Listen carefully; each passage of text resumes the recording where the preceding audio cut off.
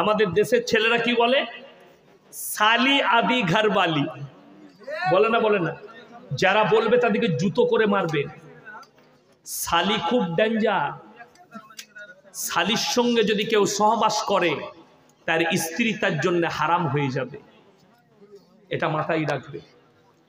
আমাদের দেশের যদি কেউ বলে ভাই আমাকে একবার লালগোলায় নামিয়ে দিয়াই না সাইকেলে করে, এখন তো মোটর সাইকেল আছে, ভাই একবার চল, যদি বোন বলে মা আসে যাবে চল যাবে, টোটো পেয়ে যাবি।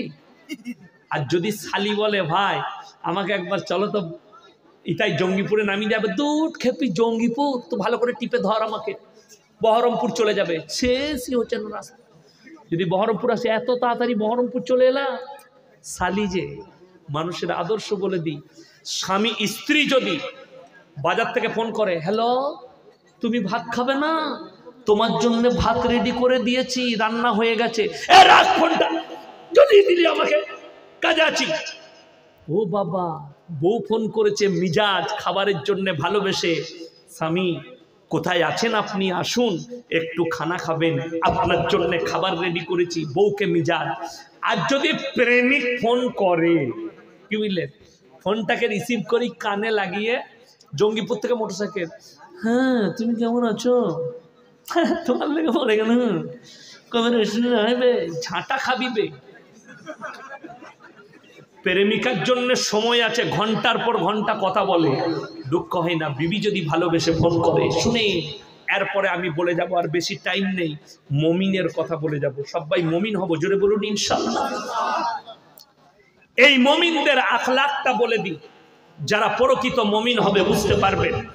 আমার আল্লাহ রাব্বুল আলামিন কোরআনে বর্ণনা করলেন, কাদ আফলাহাল মুমিনুন, হে আমার নবী প্রকৃত মুমিন কারা, তাদের এক নম্বর আখলাক, আল্লাযীনা হুম ফি সালাতিহিম খাশিউন, যারা খুজুর সঙ্গে নামাজ আদায় করে তারা হচ্ছে প্রকৃত মুমিন।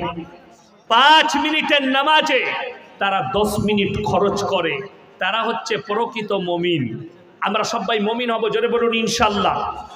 5 মিনিটের নামাজে 10 মিনিট খরচ করতে হবে, নামাজের মধ্যে ধীর স্থিরতা আনতে হবে। ফাইন্নাহু ইয়ারাক, তোমরা নামাজে দাঁড়ালে মনে মনে ভাববে আমি আমার আল্লাহকে দেখতে পাই বা না পাই, আমার আল্লাহ আমাকে অবশ্যই দেখছেন, তবে তোমার নামাজে মনোযোগ যাবে। আমাদের দেশের লোক নামাজে কখন মসজিদে ঢুকে জানেন, যখন তাকবীর শুরু হয়, আল্লাহু আকবার আল্লাহু আকবার আল্লাহু আকবার আশহাদু আল্লা ইলাহা ইল্লাল্লাহ আশহাদু, তখন ঢুকছে ছুটে উজু করে, আর মনে পড়ছে না দোকানে চাবি লাগাইছি না লাগাই। ফেরেশতারা বলছে আল্লাহ এখনো সূরা ফাতিহা শুরু করে নাই, ওখানে টাকা গুনছে দাঁড়িয়ে। নামাজটা পাইকিরি নামাজ, ইসলাম নিষেধ করেছে। যদি বলেন মন না কখন ঢুকবো, আপনি যদি জিজ্ঞেস করেন হে মৌলবি আমরা মসজিদে কখন প্রবেশ করব, আমাকে নয় কোরআনকে জিজ্ঞেস করো। কোরআন বলছে হে আমার বিশ্ব নবী, পৃথিবীর মানুষকে বলো মানুষ কখন মসজিদে প্রবেশ করবে। আমার আল্লাহ রাব্বুল আলামিন কোরআনে নকল করলেন সূরা জুমআ, ইয়া আইয়ুহাল্লাযীনা আমানু ইযা নুদিয়া লিস-সালাতি মিন ইয়াউমিল জুমআ ফাসাউ ইলা যিকরিল্লাহি ওয়া যারুল বাই যালিকুম খায়রুল লাকুম ইন কুনতুম তা'লামুন। হে আমার বিশ্ব নবী, পৃথিবীর মানুষকে বলে দাও যখন তোমাদেরকে জুম্মার জন্য ডাক দেওয়া হয়, বেচাকিনা বন্ধ করো, ব্যবসা বাণিজ্য খেতি বাড়ি বন্ধ করে দাও, আর তোমরা আল্লাহর ঘরে ছুটে এসো। তারপরে যখন নামাজ হবে, পরের আয়াতে আল্লাহ বললেন ফাইদা কুদিয়াতিস সালাতু ফান্তাশিরু ফিল আরদি ওয়াবতাগু মিন ফাদলিল্লাহ ওয়াযকুরুল্লাহা কাসীরান লাআল্লাকুম তুফলিহুন। হে আমার বিশ্ব নবী, যখন তোমাদের আবার নামাজ হয়ে যাবে, আবার হালাল রুজির সন্ধানে তোমরা পৃথিবীতে ছড়িয়ে পড়ো। আমার ভাইয়েরা যারা তাহাজ্জুদের নামাজ পড়েন, যে ভাইয়েরা মায়েরা বোনেরা শুনে নাও, রাত 11টার সময় পানির বোতল নিয়ে মসজিদে চলে এসেছে, ইমাম সাহেব জিজ্ঞেস করছে কি ব্যাপার, বলে আজ ফাটিয়ে দেবো তাহাজ্জুদ করে। তারা কেলানি খাবে, বুঝতে পেরেছেন না পারেননি, ফাটিয়ে দেবে ফেরেশতারা না, তাহাজ্জুদটাও আমার আল্লাহ নবীজিকে শিক্ষা দিয়েছেন, জোরে বলুন সুবহানাল্লাহ। ইয়া আইয়ুহাল মুযাম্মিল, প্রথমেই প্রশংসা করলেন, হে আমার নবী শুনে নাও, তুমি যখন কম্বল আবৃত্তি করো আর মেম্বারে বসো, পৃথিবীর কোন রাজা বাদশাকে অত সুন্দর লাগে না, আপনাকে এত সুন্দর লাগে। কুমিল লাইলা ইল্লা কালিলা, উঠে পড়ুন, নিসবাহু আও ইনকুস মিনহু কালিলা, নিস মানে হচ্ছে অর্ধেক, অর্ধেক কিংবা তার থেকে একটু বেশি, তারপরে তোমরা তাহাজ্জুদে দাঁড়াবে। কুমিল লাইলা ইল্লা কালিলা নিসবাহু আও ইনকুস মিনহু কালিলা আও জিদ আলাইহি ওয়ারাত্তিলিল কুরআনা তারতিলা। আর তোমরা যখন কোরআন পড়বে, শুদ্ধভাবে কোরআন পড়বে, সুরের সঙ্গে মুহাব্বতের সঙ্গে কোরআন পড়বে, আর তোমরা শুদ্ধভাবে কোরআন পড়বে। আমাদের সমাজের লোক তো বুঝেই না শুদ্ধ কোরআন, আর চাইও না যে মৌলবীর কাছে যাই কোরআনটা একটু শুদ্ধ করি। কি বুঝলেন? এমন কোরআন পড়ে ফেরেশতা থাকে না গায়ে, থাকবে কি করে? কোরআন পড়ছে, কি বুঝলেন, মৌলবীর ভুল ধরে, আবার কোরআন পড়তে জানে না। আমাদের মায়েরা যেমন বছরে একবার কোরআন খুলে, খালি রোজার মাসে, রমজান মাসে, পারি পুরো বছর সকাল থেকে মায়েদের কোনো কাজ নাই। কি কাজ আছে বলে দিই? হাঁস, মুরগি, ডিম, ছাগল আর ঝগড়া, আর কিছু নাই। তারপরে গা ধুয়ে ভাত খেয়ে এরপরে পড়লো সিরিয়ালের পেছন। আরে অনেকজন তো ঘরে টিভি নাই, সে চিন্তা করছে আর অসুবিধা নাই, বন্ধন লোন না হলে গ্রুপ লোন নিয়ে টিভি কিনেছে। আপনাদের দেশে গ্রুপ লোন নাই না? বন্ধন লোন নাই? আছে, আল্লাহু আকবার। আমাদের দেশের মায়েরা গ্রুপ লোন নেয়, 10 জন মিলে গ্রুপ করেছে, তাদের মধ্যে একজন আবার হেড হয়, আর 9টা মেয়ে তাকে আবার ম্যাডাম বলে ডাকাচ্ছে। মনে করে আমার বিরাট ব্যাপার, এমনি তো ম্যাডাম হতে পারেনি, সুদ খাওয়ার ম্যাডাম হয়েছে সে। বড় কষ্ট লাগে, দুঃখ লাগে আমার মায়েরা। সুদের উপরে টাকা নিয়ে টিভি কিনতে হবে না, সিরিয়াল দেখলে, ফিল্ম দেখলে ইবাদত নষ্ট হয়ে যাবে। লেখেলেন, কাগজ থাকে তা। যদি বলেন কেন? সিরিয়াল আর ফিল্ম দেখলে ব্যভিচারের পাপ হবে। ব্যভিচার, চোখের ব্যভিচার, অন্তরের ব্যভিচার, নফসের ব্যভিচার, কানের ব্যভিচার, জুবানের ব্যভিচার হবে। সব থেকে বড় ব্যভিচারের পাপ হবে চোখের। যখন একটা নাংটা নারীর পোশাক দেখবে ফিল্মে, আর তোমার মনেতে জাগবে, যেমন যেভাবে এই আমাদের দেশের একটা শাহরুখ খানের সঙ্গে ড্যান্স করেছে, নেট থেকে শুরু করে, পেপার থেকে শুরু করে ছবি ছড়িয়ে দিয়েছে, একটা বিকিনি পরে আছে। আমাদের তো মৌলবীরাও রেহাই পেলাম না, আমাদেরকেও আল্লাহ ছাড়বে না। যে কার সব চেহারা দেখলি, কি বুঝলেন? বড় আমাদের দেশে স্টাইল কি জানেন? বলে দিই, একটা যদি আপনার এলাকার একটা গরিব মানুষের ছেলে, সে যদি ছিঁড়া প্যান্ট পরে যায় তো বলবে সালার পয়সা নেই বে, গরিব মানুষ। আর ওই ছিঁড়া প্যান্টটা যদি শাহরুখ খানকে পরিয়ে দেন, বলে স্টাইল মারাত্মক লাগছে বে। হ্যাঁ বে, ছিঁড়া প্যান্টটা ওকে ভালো লেগে গেল আর গরিবকে ভালো লাগেনি। এটাই হচ্ছে দুনিয়ার আবর্তন আর পরিবর্তন। শুনেলেন, ছিঁড়া ক্যাতার দাম হয়ে যাবে তখনই। ওই ছিঁড়া ক্যাতাটা যদি তোমার গ্রামের গরিবের ছিঁড়া ক্যাতাটা যদি কোনো নায়িকার গায়ে চাপিয়ে দাও, অমিতাভ বচ্চনের গায়ে চাপিয়ে দিলে মানুষের কাছে মূল্যবান হয়ে যায়। আর ওই ক্যাতাটা গরিবের কাছে থেকে গেলে তখন সেটা গরিব হয়ে যায়, সেটার আর দাম থাকে না। এটাই হচ্ছে সমাজের পরিবর্তন, আবর্তনের কারণ। আমার মায়েরা, তোমরা হারাম কাজে লিপ্ত হইও না। নামাজটাকে নামাজের মতো পড়ো, ইবাদতের মতো পড়ো, যেন পরকালে শান্তি পাও নামাজের জন্যে। ফাইন্নাহু ইয়ারাক। তোমরা যখন কোরআন পড়বে, শুনেলেন, যারা বাড়িতে বরকত চান তাবিজে নয়, মায়ের দিকে বলবো নামাজ পড়ো। বুখারী শরীফের রওয়ায়েতে আছে, যারা দিনের পথে থাকবে, আল্লাহর রাস্তায় থাকবে, মৃত্যুকাল পর্যন্ত আল্লাহ তাদেরকে ইজ্জতের রুজি দান করবেন। জোরে বলুন সুবহানাল্লাহ। যারা 5 ওয়াক্তের নামাজি হবে, তাদের মৃত্যুকাল পর্যন্ত আল্লাহ রুজিতে কমি দিবে না। জোরে বলুন সুবহানাল্লাহ। আমাদের দেশের মায়েরা কিন্তু নামাজ রোজা পড়ে না, সকাল থেকে উঠে হাঁস, মুরগি, ডিম, ছাগল আর ঝগড়া। সকালে উঠে খুঁজে পাচ্ছে না নিজের যাকে কি করে গাল দেবো। নিজের মুরগিকে বলছে, ঝিমুনি তুই মরে গেলি না, তোর মরা বেরুলো না। আর একটা যা মনে মনে করছে, তাহলে আমার চলছে মনে হয়, ঝগড়া আছে। ও তখন নিজের ছাগলকে বলছে, তুই লড়ির তলায় গেলি না, তোর মরা বেরুলো না। ছাগল আর মুরগি বলছে আল্লাহ সকালবেলায় আমরা কি করলুম গো? বলে তোরা কিছু করি না, মাল সব ব্যাকিংয়ে যাচ্ছে, যারা বুঝার বুঝে নিয়েছে। এটাই হচ্ছে দুর্বলতা, এটাই হচ্ছে কষ্টের। আমার মায়েরা শোনো, যে বাড়িতে কোরআন তেলাওয়াত হয় আল্লাহর রহমত সেই বাড়িতে বর্ষিত হয়। জোরে বলুন সুবহানাল্লাহ। আল্লাহ রহমত বর্ষিত করে যে বাড়িতে কোরআনের তেলাওয়াত হয়, যে বাড়িতে নামাজ হয়। বিসমিল্লাহ। আমাদের সমাজের অনেক লোক বুঝে না, ছেলের জন্য খেলনা কিনে অনেক বাড়িতে দেখবেন পুতুল রাখা আছে, আছে না না? অনেকজন নিজের আর নিজের বইয়ের ছবি টাঙিয়ে রেখেছে। যে বাড়িতে জানদারের ছবি থাকবে সেই বাড়িতে রহমতের ফেরেশতা প্রবেশ করবে না।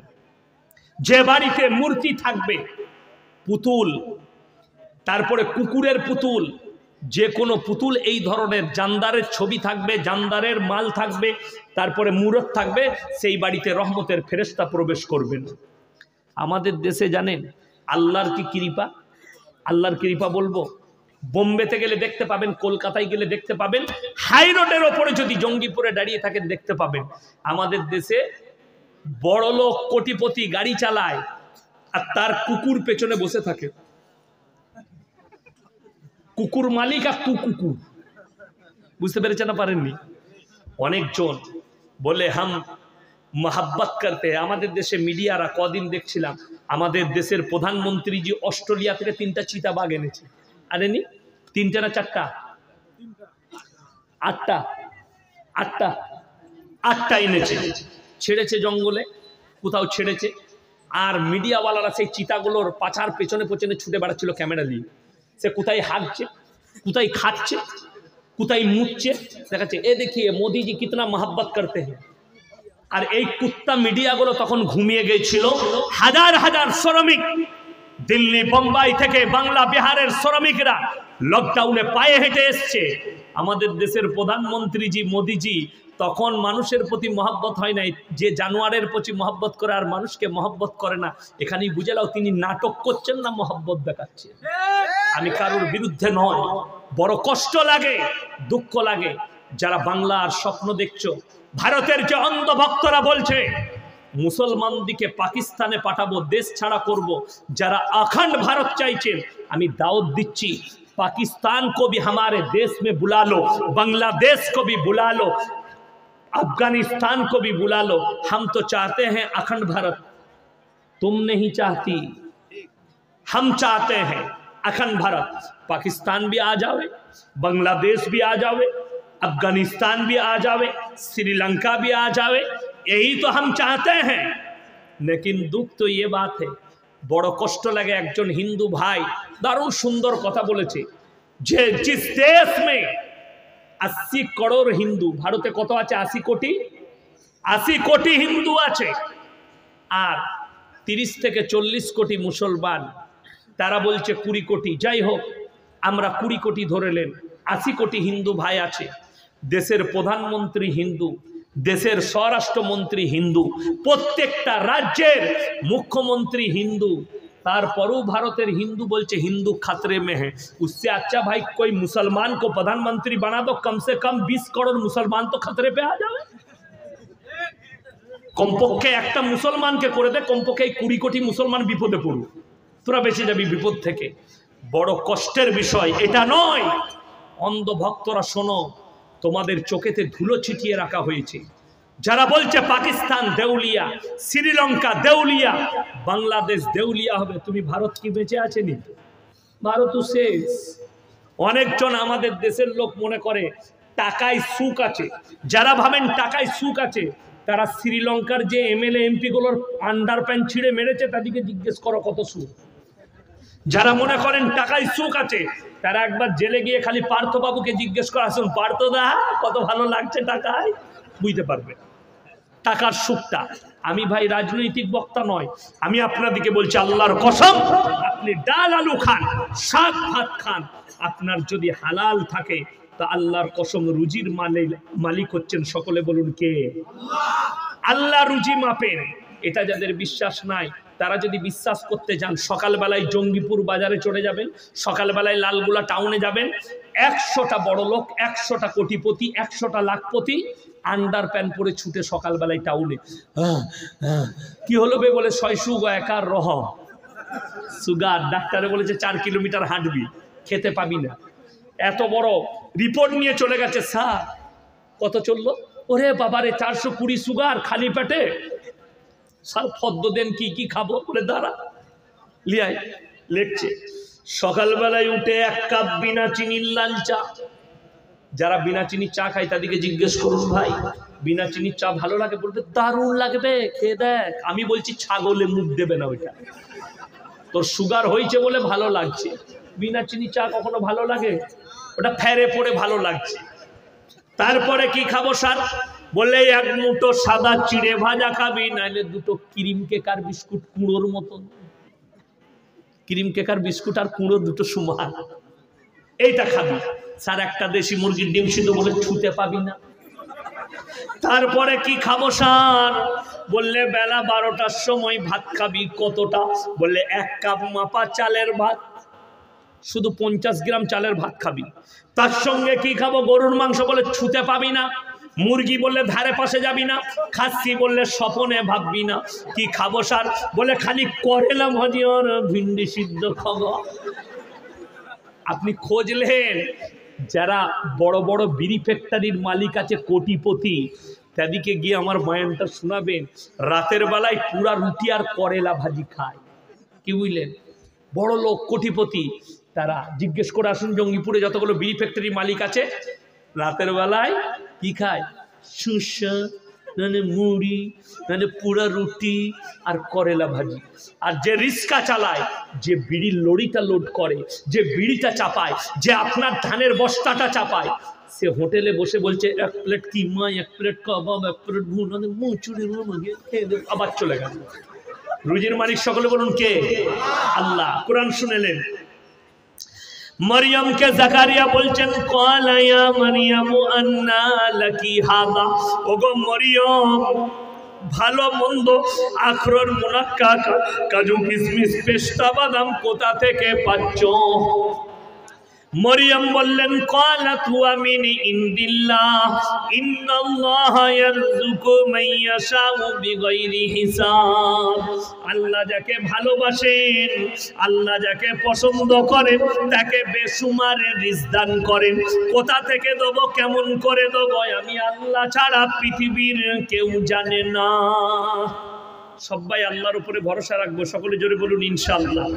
ভালো মন্দ, কল্যাণ অকল্যাণের মালিক হচ্ছেন আল্লাহ। আল্লাহ আমাদের সকলকে কবুল করুক। আজকের মাইকটা নিয়ে আসুন। আল্লাহ আজকের জালসাকে কবুল করুক, আজকের প্রোগ্রামকে কবুল করুক।